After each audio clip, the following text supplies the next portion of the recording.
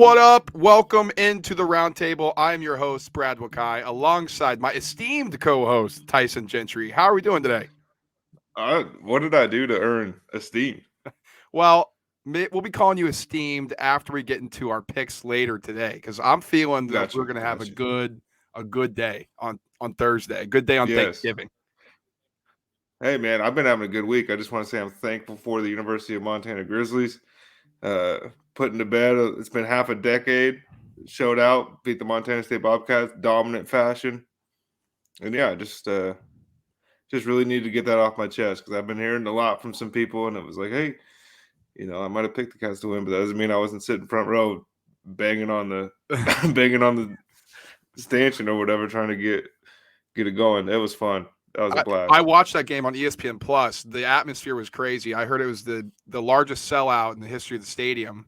I was actually there for the largest one beforehand, the App State playoff game that we discussed on the podcast. We were talking about Cat Grizz, and it was great to see, man. I mean, Montana looked awesome. I mean, I'm a sucker for Bobby Houck. I love me some Bobby Houck, the head coach of the Grizzlies. When Tyson and I were growing up, he had them rolling, and that program's scary, not across the state of Montana or the Big Sky Conference, but the entire country in the FCS division. So, to see them back rolling again with Bobby Houck, and Tyson, I'm bought into the FCS playoff now. I'm going to be paying attention. That's what I'm saying. That was another thing I was thankful for to lead off the show is we get playoff football starting this weekend in the FCS. So Absolutely. it's like, you could go watch SMU play whoever on Saturday, or you could tune into some high level football too that just means a little more.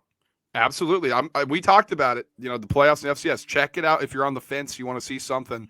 It comes with a high recommendation from Tyson and myself, who've been a part of the FCS, growing up. So it is high level football. That's for sure. Right. And if you don't think all those guys are going to be good or whatever, just check out the number one wide receiver in the NFL, Cooper Kupp. You got guys slinging the ball around the field playing quarterback from FCS schools, half the offensive line, defensive line. So, I mean, not everybody's going pro, but there's a lot of really good talent in the FCS. Absolutely. And most of your favorite transfers on your big team schools, most of your favorite transfers come from FCS schools. 100%. And Tyson already said he's thankful for some stuff. So first of all, Tyson, I want to say happy Thanksgiving to you, the listener. Tyson, happy Thanksgiving to you. And Tyson and I have had a great time starting the roundtable, rebranding from what it was, and getting to talk sports with you guys. And it's been great to hear you all interact with us and send in your questions, send in your comments to us via Instagram or just text, and just really interact. And that's what Tyson and I want to build upon and really make this more of a community as well. So we really appreciate your support, all those who download, all those who do word of mouth. So thank you for that. Tyson, anything you want to say? No, man, I think you nailed it. I mean, it's been pretty cool so far, and hopefully it just gets cooler. Absolutely. So in the spirit of Thanksgiving, Tyson and I are going to talk a little Thanksgiving stuff right now. And I want to know right now, Tyson Gentry, are Yeah. you a turkey guy, or are you a fan of other things like another main course on Thanksgiving? To be honest, I don't even know if I get to the main course. Like it's turkey in the house, right? Where like growing up, my sister doesn't eat pork, so we don't do the ham thing. I know that's popular, but it's always been turkey. But like by the time Thanksgiving even comes, I'm already a little full for the meal because I've been snacking all day long, watching football, having a good time on the couch, whatever. But I mean, I like the turkey, but I wouldn't say the turkey's best for the leftover sandwiches. That's where the money's made right there. Interesting. Top. What about you? Well, I gotta say, you can't do ham on Thanksgiving. Like that's a Christmas thing. Like it's a Christmas ham. It's a turkey Thanksgiving. So you got to go turkey or some sort of it, right? Like I think we did turducken in the house one time. So like turkey, duck, chicken combo thing. My dad wanted to try out. Good, but I'm not the biggest fan of turkey. It tries to be the star of the show, but I push it to the side a little bit. Like I'll have a slice. That's it. I'm really more of a side guy. So we're fans of the grinders on this show. We watch offensive and defensive line play. We don't care. Turkey tries to be the diva wide receiver all the time, and it's like, how many Super Bowls have been won on the back of a wide receiver, and how many Thanksgiving meals are won on the back of the turkey? It just doesn't add up. It doesn't add up. It doesn't. The turkey's the OBJ of Thanksgiving. I think that's what it is. Like it. When it looks good and looks nice, It's part of it. But you need the offensive line. You need the stuffing. You need the cranberry juice or This cranberry is the sauce. most. This is the most Colin Cowherd thing we've ever done. Well, on the spirit of that, then what's your favorite side? Stuffing. Stuffing. It's got to be, right? I'm a stuffing and mashed potatoes. Like I could eat that just straight up. I mean, gravy's cool, but I don't even need it. I'm a stuffing guy. Green bean casserole, obviously, I feel like that's one of my go-tos, but I just need that roll, some stuffing, some mashed potatoes, and everything else is everything else. I'm happy. As soon as I see those on the dinner table, that it doesn't even matter what the rest of it is. I'll try it just to make everybody happy because I know people work hard, but that's where I'm making my money. Yeah, they're working hard while our asses are planted in front of the TV watching football and drinking beer or whatever, whiskey or whatever the mood is. But Well, what I do you mean, guys? go ahead. No, I was gonna say, what do you snack on? Because I know charcuterie is a big thing. Is Yeah. that something you guys could dig into as well? Yeah, I mean, the charcuterie boards for sure, but uh, I mean, just whatever's around. People are always kind of. I feel like Thanksgiving morning and mid afternoon is a real good time for people to kind of try something new. Try to put some new something in, like a stuffed mushroom or something. I'm always down to try that. And I know this is controversial. I love Brussels sprouts. Oh, Brussels sprouts are So great. if those are on the table, I'm eating all those. And at a certain point in the day, I'm not even sure really what I'm eating, but I know that I'm just grabbing a handful of it and tossing it in the mouth. So it's all good. How many plates? A heavy one, a light two, get some pie, probably go back, make a little sandwich later, and then I'm snacking and eating that stuff for like as long as it's still in the fridge. So Yeah, it's almost a continuation. I mean, I'm saying a heavy one, and then maybe a little yeah. light two. That's how I attack it. I go a heavy one, just like disgusting, like seeping over the sides of the plate. Right. Like you got the napkin preventing it from falling on the floor, slamming No, it on did the you get that? table. You get that bread? It plays like the goalpost. You keep Oh, everything in between. Yeah. your bookend tackles is the bread. Is that? Hey, This is a big boy pod right now. I'm taking over. I know how to do this. I love it. And now, are you a pumpkin pie guy, or is it you go pecan? Pecan. Pecan Yeah. pie. I'm not a fan of the pumpkin taste. I know, that's everybody. That's a staple of every Thanksgiving dinner, I feel like, but it's not my speed, and I don't even like it. Like I'll try it every like couple years just to remind myself that I don't like it. But that pecan pie that's my number one. What about you? Key lime. Love me Ooh, some key lime pie. now that's the diva answer right there. That is a diva answer. I was gonna say, but it just is a nice finishing touch to all that stuff you're throwing in, like heavy, and then you get a little citrus in there, a little lime, boom, good to go. Until the leftover time, like what, 3 hours later, you start cramming your face again, restarting the cycle. Right. It's like either we're watching the highlights of the games or the last ones in like the third, fourth quarter, and it's like, except for nowadays, it feels like Black Friday starts Monday. So it's like after you're done eating, it's like, I don't want to go get Christmas gifts, but I don't want to miss out. Right. Yeah, I've never been a So big I don't Black know. Friday guy either. Once I'm in the house, I'm in the house. Like the TV's That's what on, I'm I'm watching saying. TV. Yeah. And then I'm hoping to be in bed by like a nice 6:30, 7 o'clock because I gotta. And are you a sweatpants guy or are you wearing jeans like a psycho? You gotta Whatever dress I'm. nice. Yeah, I mean, whatever I have on, I don't change. Like that. Okay. So if I'm wearing nice pants, I'm not changing on the nice pants until I'm ready to go to sleep. Okay. Yeah. I mean, it depends kind of where I'm at mentally, how many curriculars I've had that day. But yeah, I'm going the nice outfit. Well, some people want to take their pictures and you let them do that. And then once I eat, that the belt comes off. I don't know what to tell you. Ooh, Like I don't have control over that. It's either that or this button's going in the cake or the pie or whatever. like some skit or like a sitcom just pops up in the air. Yeah. Yeah, well, that's interesting you say that because I feel like if you're drinking beer, It's on hard. Thanksgiving, that it's too hard. Like Yeah. you're gonna get too full. So I almost think you have to go some sort of like hard alcohol, whether it's like a whiskey or like a hard cider or something. I will say stretchy jeans changed my life. That active flex or whatever they call it. Yeah. Cause then it's like you're wearing sweats, but you look okay. You don't look nice, but you look okay. And then everyone's like, oh, at least he tried. And Passable. that's where I live. It's passable. That's my sweet spot. That's great. Well, all right. Well, there's a little Thanksgiving breakdown from Tyson and myself. So if you see somebody, you're watching us now on YouTube and you see like, God, those kids, like, there's no way that's them. It's just because we had a big Thanksgiving. That's it. Except for this is previous. So yeah, afterwards when like we're gonna be filling up a lot more of your screens, I think. Yeah, exactly. It's not because we're closer. It's a wide shot. Yeah.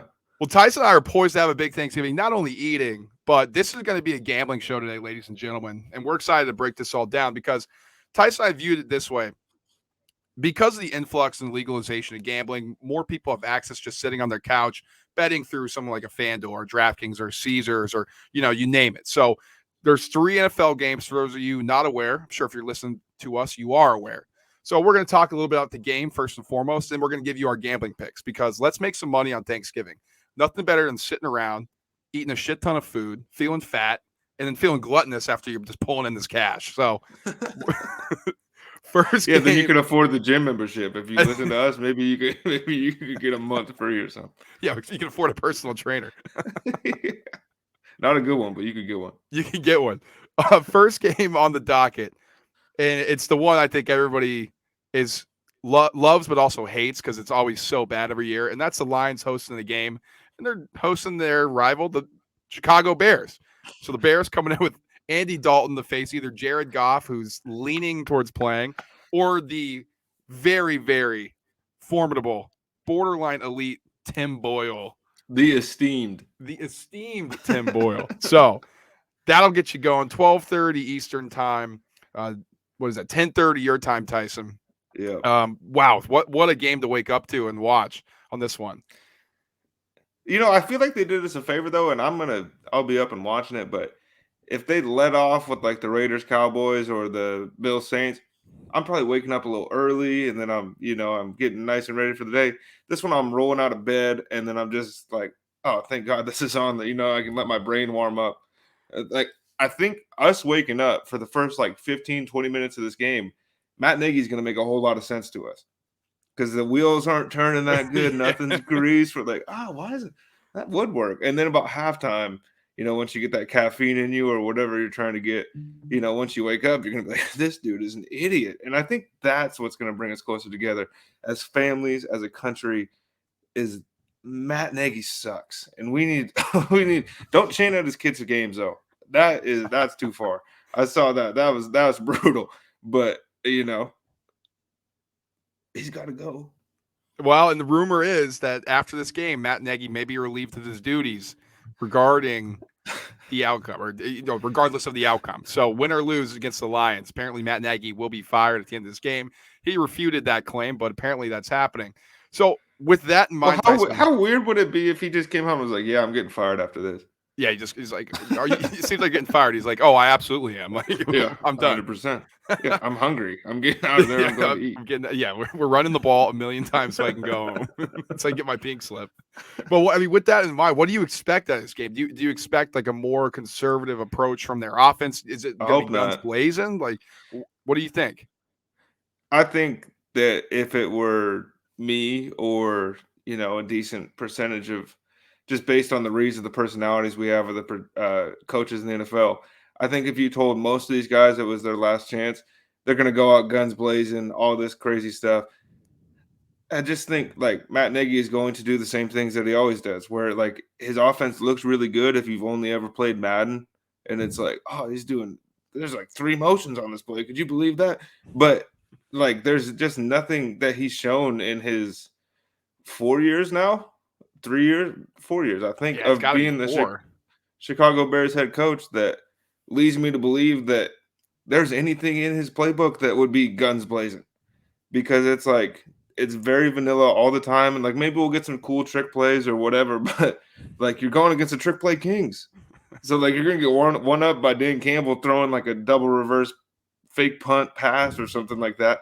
There's nothing you can do, and Justin Fields isn't playing, which will limit that guns blazing thing quite a bit, because like what's Andy Dalton going to do to like unlock, the next part, this fabled next part of Matt Nagy's offense that we've heard so much about that nobody that's ever been under center for him has been able to do.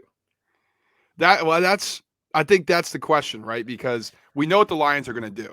The Lions are going to go in there and they're going to be smash mouth. They're going to run the ball. Dan Campbell taking over the offensive play calling, and we've seen where that's gone. And we just want to run the football every time. I don't know what to expect from the Bears.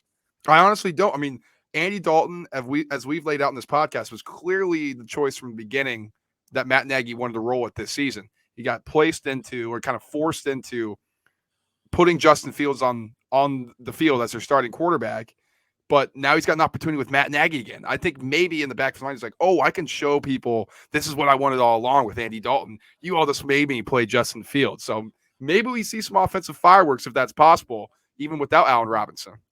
Do you think he's auditioning strictly to the Maras tomorrow? To be like, hey, I know you got an offensive coordinator job open. Like, if I can do this with Andy Dalton, look, I could make Daniel Jones like almost okay. Oh man, or he's auditioning to Nick Saban, taking over the Alabama OC, going to coach rehab. I mean, he could just be what do they call him? Offensive analyst. Yeah, the offensive analyst or consultant. That seems to work. That works pretty good for people.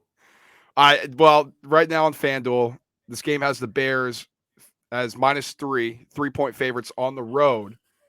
Do you have a lean on where you're looking at point spread wise? I mean, I kind of think that the Lions are going to win the game anyways. So that to me, I would probably lean Bears money line, but very, very slightly. And the field goal seems maybe right, but nothing has gone right in Chicago. There's obviously some turmoil in the locker room. And it'd be one thing if it was like, they're going to unite behind this guy, but they've never done that with Matt Nagy in any other circumstance. The offense has looked super shitty in giant playoff games, right? And to close seasons out, when all they have to do is win 2 games out of 5, they come out and get stomped by bad teams. If you just go back and look through the records there. And so to me, like, 3 feels about right, but I don't, if it's the holidays and I'm feeling a little loose, then I'm going with the Lions straight up. I love it. Lions plus 124 on the money line. Bears -146 on the money line. So that's just them to win straight up. Tyson, let's get into our bets right now then, because what are you leaning? Well, I'm taking the Lions plus 3.5 as an official pick. So I'd like them. The 3, I think I would take that, but I don't want to push in case it is a field goal game. So I'll pay the juice to get the 3.5. So I think right now it's about -140, -145 to get that half point and to cover yourself with the half point. So official pick of mine, I'm taking Lions plus 3.5 in this game. I think it's too close to call. I think Jared Goff coming back actually adds that.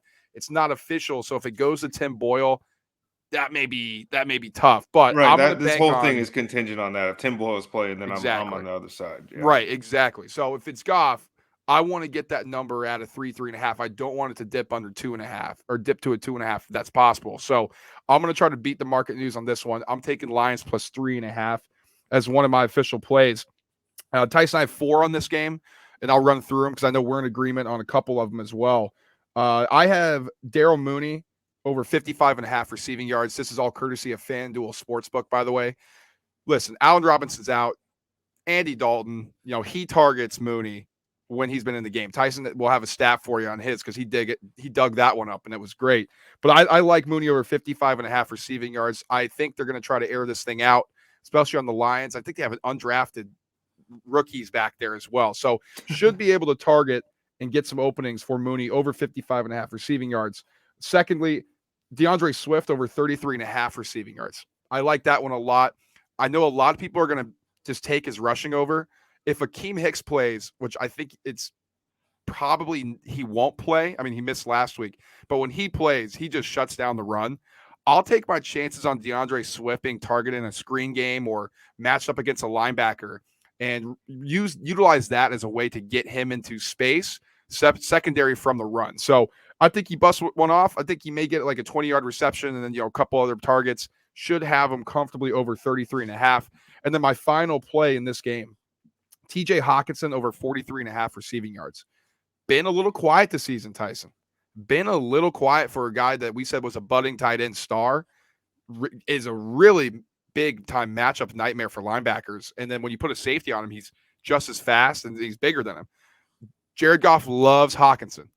I think this is a time to target Hawkinson in the passing game. We seen how poor the Lions have been through the air the past couple weeks.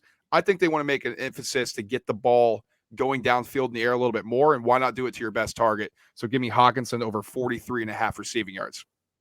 And I'm going to play off that one to start it off. I got TJ Hawkinson and Cole Kmet to combine for 100-plus receiving yards in this game. For a lot of the reasons you just named, and on top of it, the fact Allen Robinson is out, I think Cole Kmet has a chance, too, to ascend almost into like that second tier of tight end. I think he's a really good player. I loved his prospect profile coming out of college. And look, TJ Hawkinson had a big week 1, and everything else has been pretty quiet.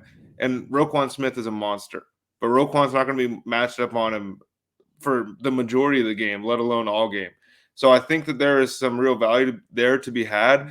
And I know I said that I don't think they open this up, but I'm operating as if the Chicago Bears are going to try to throw the ball and just try to score points. I think obviously they're going to be able to run the ball on Detroit, and I'll get into that too. But I think this one has the potential to be kind of an early morning little bit of a Midwestern shootout we got going on, because both these teams are really bad. And that can either be a 10-3 game or it could be 31-24 with a bunch of yards in between and some turnovers. And I'm kind of leaning on the latter right there. I also have Deandre Swift over 33.5 receiving yards. Look, this guy is the closest thing to Alvin Kamara in the NFL. In my opinion, this is like, it's, he's not quite as good, and who knows if he'll get to be as good as Alvin, but the way he plays and his balance, the way he sees the game, the way he kind of finds his way into those soft spots, just even catching the ball right at the line of scrimmage, making a guy miss, and all of a sudden he's got 25. He might score, And so to me, I think that 33.5 could be, like you said, 2 plays, maybe 1 if he busts one, because this dude is a real threat out of the backfield. And one thing you need to know about betting on DeAndre Swift is don't turn the game off because the Lions aren't moving the football. He is the king of the last 2 minutes. He covers everything in those final 2 minutes. I got Darnell Mooney over 60 receiving yards. I wanted to do receptions, but that wasn't up yet on FanDuel. Last time Allen Robinson was out, Darnell Mooney got 16 targets. 16. And last week, Andy Dalton comes in the game. Mooney takes a screen pass to the house. And he got targeted over and over and over again after that. All he has to do is catch. He won't get 16 again, more than likely. But if he gets 11, that should be enough to put you to that 60-plus number, and probably should be enough to get you 7-8 catches. If that was on there, that'd be really tempted to take that as well. And then my final one is David Montgomery over 100 rushing yards. Just because I think this Lions defense, as much as we talk about Dan Campbell being physical and punching you in the mouth and stuff, their rush defense sucks. It's like the worst. It's so bad, and this dude has worked his way back from injury. He looks healthier every week. And I think that's going to be pretty big time, because I don't anticipate them throwing the ball all over the yard. I think it'll be a lot of close to the line of scrimmage stuff, and that's why I like Mooney and Kmet. And I think that to take the pressure off that is going to be running the football, and he's really, really good, and everybody's running all over the Lions. Absolutely. And so Tyson also then mentioned David Montgomery to go over 100 on FanDuel is plus 198. So there's some juice for you there. So you put 20. There's juice in all these. Juice in all these. Juicing them up. It's Thanksgiving, baby. Pump in those hormones. Let's make some little cash on top. I mean, they're playing into what we talked about earlier. Everyone's going to be half food drunk on their couch, and they're like, I got $40 I could blow right now. Right. Like, I'm not doing it. I don't want to talk to my in-laws. Like, let me just punch this and pay attention. And then the Cole Kmet and TJ Hawkinson that both combined for 100 yards. That's plus 150. So juice on that as well. Tyson's trying to get you some cash on this side and give you some exotics here. This is a dangerous day for me, because I could hit on nothing, but it's going to be fun. It's going to be awesome. And I think the main event, Tyson, that people are going to be paying attention to here is Raiders go into Dallas. Dallas coming off a really head-scratching loss to the Chiefs, where their offense looked really bad. CeeDee Lamb goes out, no Amari Cooper. Both Amari Cooper confirmed is missing this game. CeeDee Lamb is questionable, a game time decision with a concussion. I think leaning towards being out in this one, but also could make I an think appearance. definitely. I You think think he's definitely definitely out? out. Yeah, because it's just the person we heard they're questionable from is Stephen Jones, general manager. So it's like, why would he on a Wednesday or on Monday give a competitive advantage to the team he's playing against and say, "Oh, this guy's not playing"? All game time decisions to me are out. And then if they lace up, that's gravy. But as far as betting goes, don't touch any CeeDee Lamb stuff because you could just be throwing money away. Absolutely. I mean, when we talk props, I think there's some other things out there, that helps the Cowboy receivers because they may be juiced down a little bit or have lesser yards that you can take advantage of. Raiders, Tyson, have been struggling coming off their bye, losers of 3 straight. Defense looks inept. Derek Carr has resorted back into, is this guy good? Is he even, a starting QB? Like that type of fringe that a lot of people view Derek Carr as. I think we both think of him probably in a higher light than the general public do. I think he's a solid quarterback, definitely a franchise guy, but he's shown at times this year when you get pressure on him, he crumbles and he doesn't want to get hit and he just isn't the same guy. What are you expecting first and foremost out of the Raiders in this one? Ooh, that's every week I'm disappointed by the Las Vegas Raiders. And yeah, I know they started out hot, but it wasn't exactly in the way that I thought they were going to do it. And I was all for them playing well, but it's just kind of, falling back to more what in the preseason show, what we talked about, if the bottom falls out of this thing, what does it look like? They can't move the ball. They can't stop anybody. Derek Carr's left on an island throwing it to somebody like Brian Edwards, who is he's like a analytics darling, right? But he doesn't get separation. He's hardly open. Darren Waller has come back to earth completely. All that to say that this very well could be a decent opportunity to bounce back. The Cowboys defense is good and they take the ball away. It's a short week. It's a very short week. They just came off playing Patrick Mahomes. They're missing pieces. And I mean, they might get some guys back this week, but again, short week. So it's like trying to implement those guys back into the game plan. Good luck. And Oakland, or gosh dang it, Vegas, they could take advantage of those things. And I think to capitalize on what Dallas doesn't do well on defense, it could be a decent day for Hunter Renfrow in the slot right there, and just kind of him eating up those targets over the middle. We saw, right, Travis Kelce had a good game last week. They're going to, if I'm Dallas, I'm trying to take away Darren Waller all game long. And so that's, to me, is like, okay, it's Hunter Renfrow could be the beneficiary of that. I think this one has a chance to be decently high scoring. I think this has the highest chance to be entertaining. Because one thing about Vegas is even when they lose the games, even when they look crappy, it's still like all the way down to the end. It's like, they just scored. There's 2 minutes left. They're only down 9. I don't know.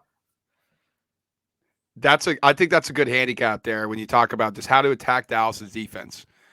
They probably will try to take away Darren Waller as much as they can, which, I mean, listen, Vegas, their receivers have to have a big game this time around. It just can't just be Hunter Renfrow. Like you said, Brian Edwards has to show why they select them or why he's thought of so highly. Because besides a couple moments, I mean, what's he really been? He's been average. He's been below average. He's disappeared in some. He's been the invisible man on others. So I think he needs to have a big game. And especially, you're going to not throw at Trayvon Diggs, right? Like you're just not going to throw that way, especially Derek Carr. You're going to need your ancillary pieces to combine to have a big game. And then honestly, too, they got to target Darren Waller. They got to get him open in situations where Derek Carr's not forcing him in the ball into him. Like, yes, it's great if you're targeting him 8 times a game, but when it's the moment where like, oh, even the Joe Schmo down the street knows, oh, they're probably going to throw to Darren Waller in this one. That's not the best time to try to get your guy going. Like, do something where you can sneak him out into the flat. Do something where he's just in the middle of the field sitting in his soft zone. Get him the ball, see what he can do there. That's what I want to see out of the Raiders in this one. Be more creative and have that offense try to hum a little bit more because it's really been inept the past few weeks. And I think the missing piece here, and we didn't say his name at all, but Zay Jones has to take the top off of defenses. I mean, you are He's a first-round draft pick when he came out, first or second-round draft First or pick. He was second, yeah. really, really highly drafted player to Buffalo. Has not been good in the NFL. Henry Ruggs is in jail. He's not coming. He's not walking through the door to take the top off the defense. You got to have somebody to do it. This is what you're built to do. Derek Carr says you stay after practice with him all the time. Then show me, because right now it kind of looks like, oh, that's the guy that they throw the ball to when they need to draw defensive pass interference. So haul one of those things in. Let's get a touchdown. Maybe it's Thanksgiving. How about Deshaun Jackson sighting? How about that? Take the top off the defense. Yeah, I mean, I'll believe it when I see it. It's been if he catches it, he's going to turn around and jog backwards and fumble the football. It looked like you said it. It looked like his controller died against the Chiefs. Yes. Oh my gosh, that was. That was on brand though. For as much as I was like, God damn it, I was like, oh yeah, no, I remember that guy. As an Eagles fan, man, that hits home. Sometimes you got those home run plays, and you're like, oh, that's sick. This guy's awesome. Other times you're like, what are you doing? Yeah, no, that's. The ultimate play, if you want to know Deshaun Jackson, this is getting into the weeds, but high school All-American game, does a front flip, lands at the 2, trying to style its way to the inside. That's my guy, but come on. He's got some of those plays. All right, for those at home and haven't looked at this line, the Raiders are visiting the Cowboys, like we said. Cowboys 7.5 home favorites. So, they're saying they're going to more than a touchdown favorite. Obviously, over unders at 51.5. This could be a firework game. If anything, I would lean over there. Honestly, I think America might be on the over, so naturally there might not be as much intrinsic value. You kind of want to stay away from that if everybody and their mom's on that, which might happen since it's Thanksgiving. But let's get into our actual picks, Tyson, because on the 7.5, I'm actually going to take the Raiders plus 7.5 here. I think it's because we expect the Cowboys to bounce back. Everybody's going to be like, oh, the Cowboys need to win this game. And, oh, the Raiders stink. Lost 3 in a row. Oh, it's one of those midseason lulls we always have. 7 or a touchdown in the hook seems like too much here. Cowboys are definitely the better team. Cowboys should beat the Raiders. I don't know if they're going to win by more than a touchdown in this one. So I'll take those points with the Vegas Raiders going into Dallas on Thanksgiving. 4 more bets in this one. Raiders first half team total. I have over 9.5. I think they come out hot. I think they've put together a good game plan. And I think they definitely get in the end zone, at least kick a field goal, if not have 2 touchdowns in the first half. So I'm all over team total for the Raiders over 9.5 in the first half. And then here you go. Kenyon Drake, running back for the Raiders, their backup. I have him over 12.5 receiving yards. Something across the middle. He's actually a really good pass catcher. Utilize him in the screen game. 12.5 is just way too low on this one. I think he goes over that. He might have 40 receiving yards this one. That's free money. That's my favorite bet in this game is Drake over 12.5 receiving yards. Raiders need to get back to their identity as well. I'm going to go Josh Jacobs over 45.5 rushing yards. Isn't that disrespectful? It's crazy. It's that low. Come on. Like, Josh Jacobs over and over again. It's like, oh, man, the dude's lost his step. He's younger than Najee Harris. It's disrespectful to be that low. And I think when the Raiders say, hey, we need to get back to our identity, it's not dropping back in shotgun. It's lining up in power eye and handing the ball off to Josh Jacobs. And I think they might be able to push around this Cowboys front, who are a little bit banged up and actually kind of got pushed around a little bit by the Chiefs O-line last week, a little sneakily there. But I like that 44.5. He might go for 60. He might go for 80. You can't really tell, but I love that over 44.5. And then Tyson, my last one is Tony Pollard, the Cowboys running back up as well. Zeke said he's a little banged up. He said that to the media. He's a little banged up. So I think if he's saying it, well, I'm gonna listen to what he has to say. And I think the market might be a little soft on this one with Pollard over 43.5 rush yards. I'll take that. He's been running hard. I think they're going to give him the ball more, especially on a short week. I really like that pick. So those are mine. Raiders 7.5. Their first half team total over 9.5. Kenyon Drake over 12.5 receiving yards. Jacobs over 45.5 rush yards. And then Tony Pollard over 43.5 receiving yards. I love it. I'm gonna do a first in the history of this show. This is a great one. I am doing Daniel Carlson to score over 5.5 kicking points. If you pay attention to Vegas, they kick a lot of field goals. So this dude, to me, is probably going to have 3 field goals like in the first half. If he has 2 in the game, we're in the money. Yeah. If he has 1 and they score 3 touchdowns, we're in the money. So I love this bet. This to me was like when I was looking at it, I was like, this is a no-brainer. Because normally it's like 7.5. It's like, I don't know. Mm-hmm. All they do is kick field goals. They'll be 60 yards, 60-yard field goal. They trot him out. They'll be 19 yards away. They trot him out. They love this kid. He's good. He's really, really good too. So I'm hitting that. I'm going with both teams to score points in all 4 quarters, plus 900.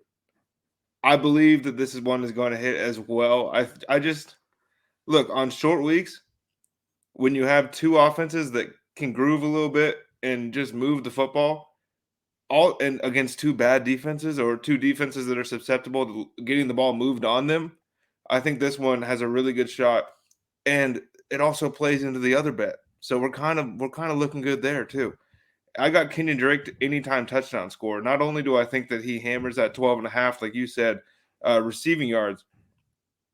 This dude, ever since John Gruden left, it's like, oh, that's why they paid him all this money because they're using him more and more. He's kind of consolidated the 3rd down role. And then on top of it, he's a good running back too. He's not just a pass catcher on 3rd downs. He can run the football. I think he finds a way to get in. And a little sneaky stat for you is he led the league in goal line carries last year. So he's not like some bum that you trot in. If Josh Jacobs is tired, then Kenyon Drake's going to get in the end zone. I believe that could happen. And then I'm trying to find my other one. It was Josh Jacobs over 19.5 receiving yards because – again, I do believe that the Raiders running backs are going to eat tomorrow. And 19.5 seems pretty good because if you watch their games, it's like, oh, Drake's the pass catcher. But Josh Jacobs gets 2, 3, 4 screens dialed up for him every game, or he's catching the ball out of the backfield and another in like a little Texas route or something. And 19.5 again, like that's not low enough for me to say under. Because it's like when quarterbacks have the 1.5 rushing yards prop. It's like, well, I can't go under because then he gets 0. So to me, I like all 4 of these, but you're most confident in the Kenyon Drake over 12.5. I'm most confident in my kicker, baby, that Auburn legend. Dude, I love that. I'm not kidding you. There's 2 bets here I'm riding with you on, and that's the Carlson points and the Drake touchdown at plus 200. I'm all over those. I'm with you there. I'm gonna have how the hell am I gonna have 7 fucking bets in this game on the Cowboys, mainly on the Raiders? We're gonna be sitting there tomorrow, like eating our food and texting each other. Like, how is it 0-0? Yeah, it's gonna be 0. It's gonna be 3-0 close. Right. They're gonna tie. And for those who are kind of new to all this, so both teams to score. If you just kick a field goal, both teams just kick a field goal. So 3-3-3 plus 900, boom, right in your pocket. Yep. Pocket. That's a sneaky fun one right there. And the best part about it is they could both score every quarter, and you still don't have to touch the over-under. Exactly. And so it's kind of just a way around that. And because I'm with you, I don't really want to hit the over. That's a lot of points, but I could see it happening. But I could see it going south too. But look, man, 2 kickers with giant legs in a dome, you just got to be on the 35. That's a fun one to play for those out there. I'm not a big gambler. Throw some on there. You want some fireworks? You get 9-1 odds. That's a fun one. Tyson. So the main, not necessarily the main event, probably is though. And when you really think about it, just name value wise, Bills go into New Orleans. New Orleans really on a snide right now. I mean, they've gotten absolutely crushed by the Eagles. They got pushed around in the previous game. And on the flip side, I mean, the Bills, man, talk about Jekyll and Hyde. They look like the elite AFC team. Then they lose to the Jags. They look like an elite AFC team. Then they get stomped and crushed by the Colts at home. What the hell's going on in Buffalo? I have no idea because we talked last week about how it didn't matter. They lost to Jacksonville. We've seen enough. Now I'm not totally sure because the defense we thought was really good. And then they let one guy score 5 touchdowns. And Jonathan Taylor's really good. But Derrick Henry's never scored 5 on these guys. It's like that was hard to watch. Carson Wentz didn't have to throw the ball, and when he did, he could just throw it to Jonathan Taylor. It was like watching 11-on-6 basically for most of the game. The offensive line and Jonathan Taylor, and the Bills couldn't do anything about it. And then the other side of the ball, they could get nothing going. But one thing that I do know about Buffalo is last time this happened, they hung up a lot of points. And early in the season, they were beating people 45-10, 35-3, dominating, scoring a ton of points. Again, short week, team that just got rolled. Horrible quarterback play for New Orleans right now. Trevor Siemian might be, he's a little bit more esteemed than Tim Boyle, but not by much. So I think Buffalo bounces back here, and I think they do it in emphatic fashion. I do as well when I'm just looking at this game on paper. I mean, the Saints have been struggling. It's like, well, they were good last year. They don't have Drew Brees this year, and they don't have Jameis Winston. They have Trevor Siemian. That is a massive drop off in what the Saints were running. Then you look at their offensive receiving core.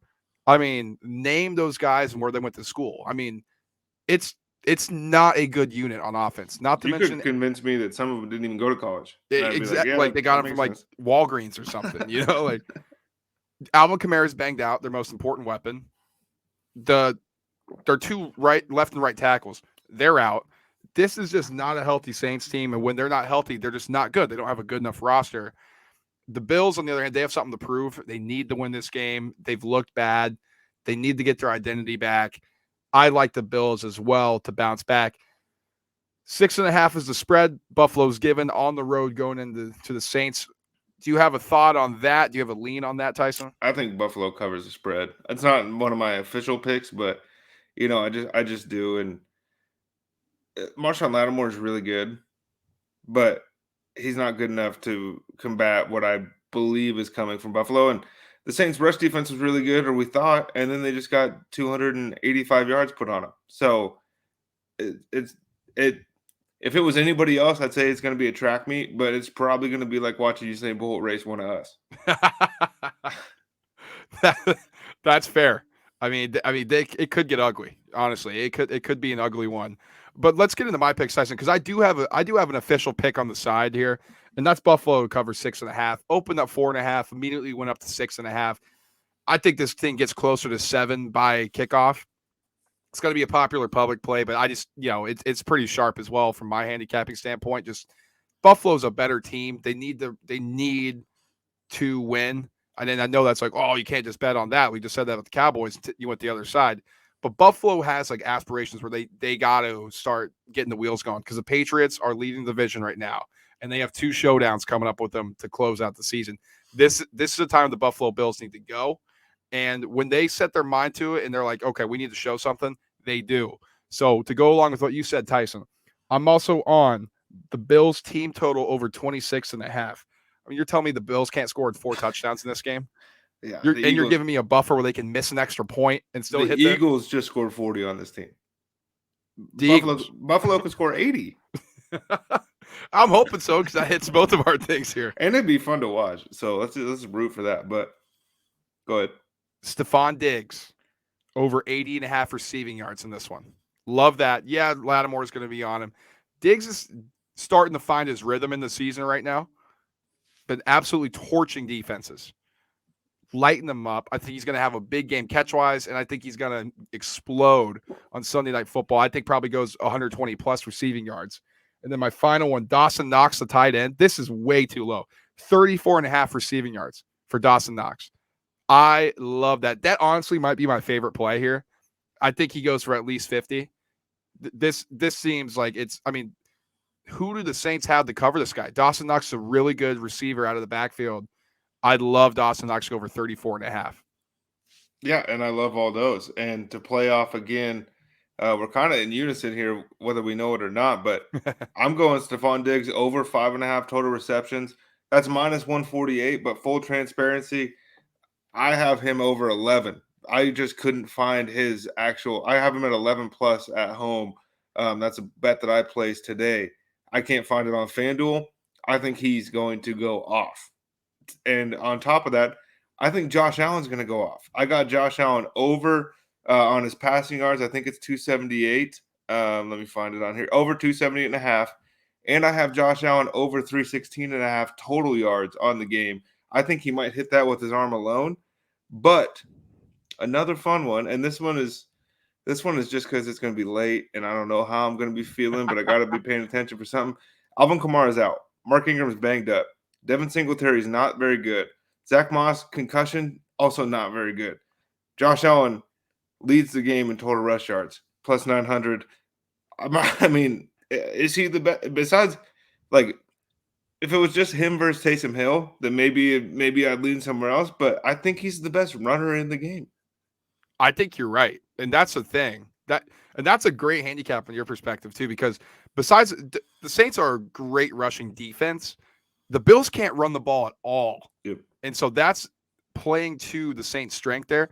But what you're saying here is that Josh Allen's going to be able to get out of the pocket and boom, go downfield, and pretty much all he needs to do is get about 60 rushing yards. Because I think the Bills are going to be up early, and the Saints are going to have to throw the ball to catch up. So you might just eliminate everything there. Part of the reason that, and just to give my line of thinking, Jalen Hurts just ran all over these guys. And they're going to play pretty similar, less RPOs probably with Josh Allen. But Jalen Hurts bailed out of pockets and was able to find 10, 15, 20 yards multiple times throughout that game. Josh Allen's going to be able to do that too. And all he has to do is do that 2, 3, 4 times, which sounds like a lot, because it kind of is. But I think Diggs is going to catch the ball a lot. And I think they're going to have their backs turned, and Josh Allen is just going to go. And I just don't see anybody else hitting that 60-yard number. And to me, it plays into all the other bets. So I might as well rock with it. Might as well. All right. Well, that's Tyson and I breaking down the NFL. We're going to be feasting not only on turkey and the sides, our favorite things, and Tyson's going to be going for his pecan pie at the end. But we're going to be hopefully getting you fat with some cash in your pockets as well. I'm confident in this slate. I was thinking about what I'm going to do all day. I was looking at FanDuel, kind of scouring through, seeing what's soft, seeing what's not. And I know you were doing the same. You already have bets, some juicier bets you took to get you more money. So I know you're feeling confident. I'm feeling confident. I hope we hit this hard. Yeah, and I'm really excited, and I'm even more excited when we sit down with each other next week. We're either going to be really happy or we're going to be like, we went 0 for 24? Certainly. I mean, the NFL's got to be in a giving mood to us, right? Come on now. Hey, we did really well except for last Thursday, but I will say last Thursday wasn't exactly a very, very good game to bet for anybody. Unless you're like a Leonard Fournette fan of him receiving and you're a giant Gronk fan, you didn't have that much fun. No, not at all. So to close out the show, what Tyson and I want to do now is talk a little bit about the Brooks and Bryson match taking place on Friday. If you're not a big golf guy, Tiger and Phil started this where they played each other, and it was, the match, and it was really fun. Like, it was an awesome event, them playing each other, and you really behind the scenes, they're mic'd up, they're talking with each other.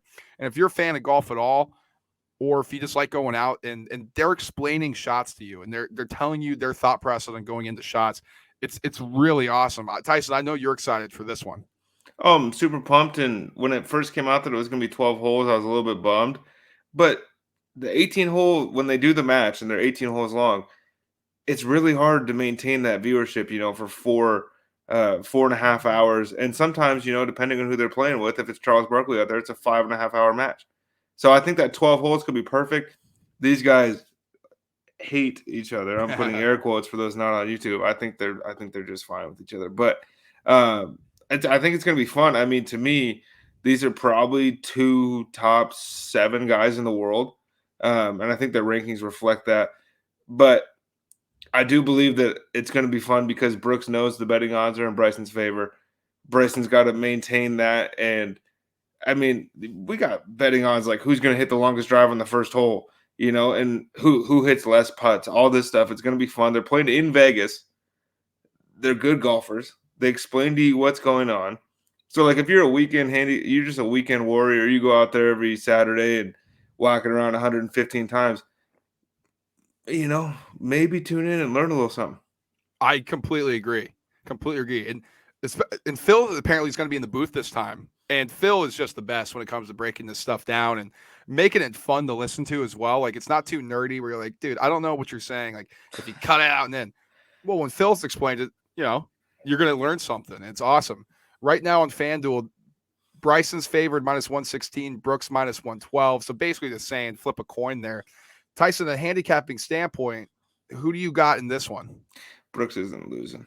Brooks isn't losing just because I've seen him do it on a much, much bigger stage over and over again. I've seen Bryson fold on a much bigger stage over and over again. I know he's got one of them things. Should have 3 or 4. Brooks got 4. Give me the he said he wants to catch Tiger. That's never going to happen. But he's like the iciest guy we've had since Tiger kind of went into his decline. So in a 1v1 competition, give me the guy that to me is a little bit more clutch. I'll take Bryson on this one. Think he's motivated. Think he's going to be locked in. Brooks a little banged up, coming off a couple injuries that he's had. I'll take Bryson. I'll roll with him. And that's my guy too. So I got to go with him. That sounds so stupid talking about golf. He's a little banged up. He going the blue 10 on 9. Going to the blue 10. He had a hot dog in the Miller Lite, and he was back out on the course. Got to roll it back out there. Well, happy Thanksgiving from Tyson and me to all of you out there. We really appreciate you all listening. We're going to be attacking the food. Let's make a little bit of money. We want to have this be a fun podcast for you all out there. So as always, thanks for tuning in. Contact us. I know some of you guys have sent us some questions. If you have, apologize if we haven't gotten to them yet. We will next podcast, I promise. So keep sending those questions in to us. Yeah, and it's getting to that point in the year where we're getting ready for our next NBA podcast. We told you guys it'd come right around this quarter point of the season. My Phoenix Suns are on a 14-game win streak. Brad's Philadelphia 76ers have nobody that anybody knows playing for them at the moment, but they're still winning games. So somehow, some way, it's going to be fun.